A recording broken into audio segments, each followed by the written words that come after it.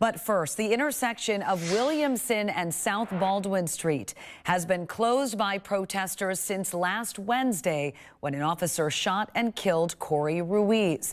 Madison police said Ruiz was checking car doors. When they tried to arrest him, he pulled out a knife.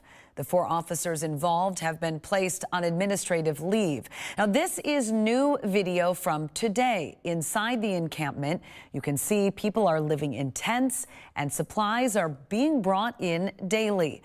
Also new this evening, Madison Mayor Satya Rhodes-Conway released a community update online saying in part, quote, "What's happening at the intersection of Williamson Street and Baldwin Street is not sustainable or safe. There are a number of immediate public safety and public health concerns that must not be ignored," end quote. In her statement, the mayor did not acknowledge what the city will be doing in regards to the encampment moving forward. We have repeatedly asked the mayor's office for an interview, which has been declined.